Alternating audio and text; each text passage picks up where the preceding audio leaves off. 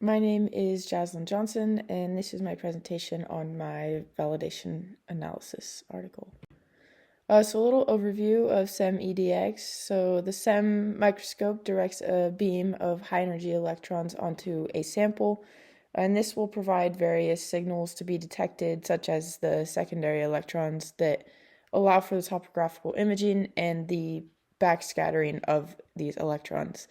When this is coupled with EDX, there are X-rays that are emitted from the samples, and those can be detected. And the X-rays are emitted from the electrons in the inner shells of the atoms being displaced. And so this instrument and these two being paired together allow for elemental identification and the quantification. All of this information came from my reference Lucido 2025. So the validation study that I chose is the validation of scanning electron microscope, energy dispersive X-ray, and gamma spectrometry to verify source nuclear material for safeguard purposes. And this is from the Journal of Radioanalytical and Nuclear Chemistry.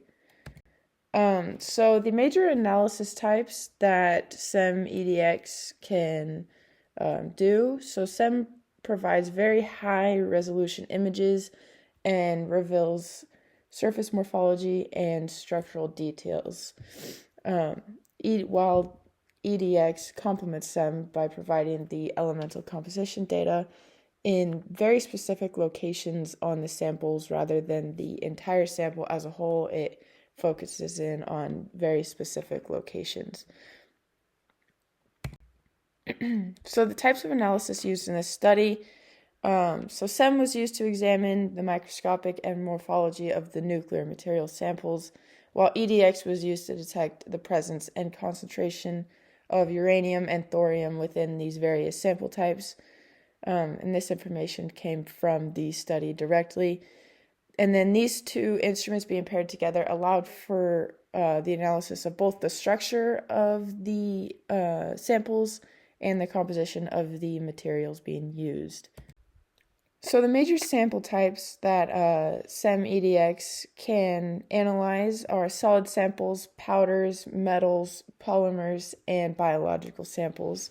And this also came from an outside source. So the major sample types that were analyzed in this article were 10 different ore samples, 2 unpurified yellow cake samples, and a natural uranyl nitrate hexahydrate sample, and these came directly from the paper.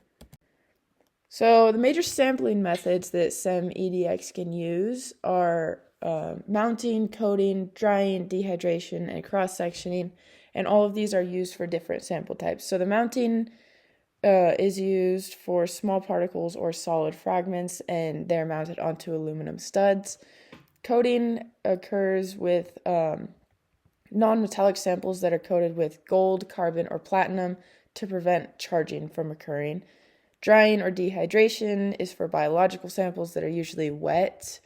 And then cross-sectioning is for multi-layered materials like layers of paint or stuff like that. And this all came from the outside source from Lucido.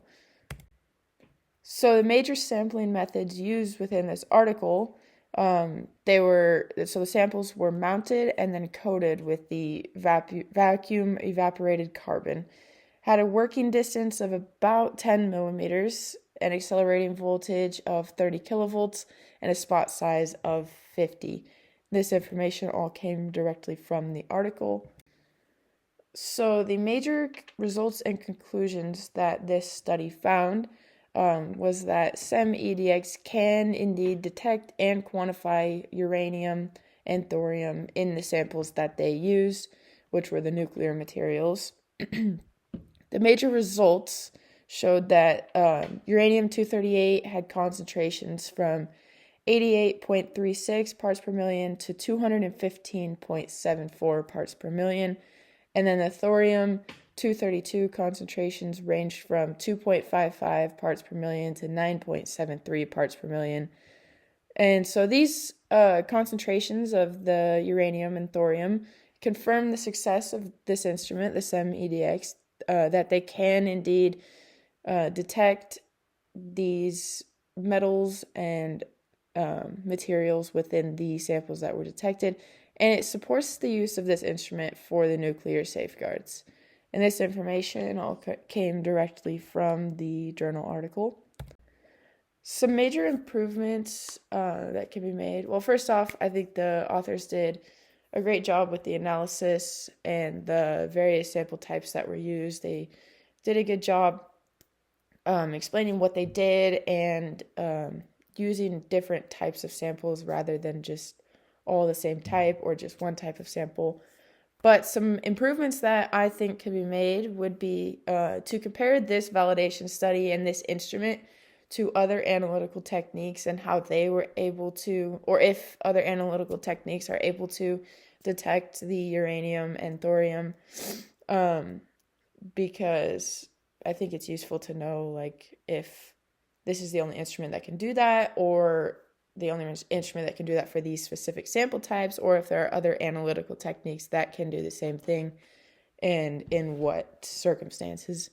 And then also, I think a little more detail could be added to the sample preparation section. And here are my references.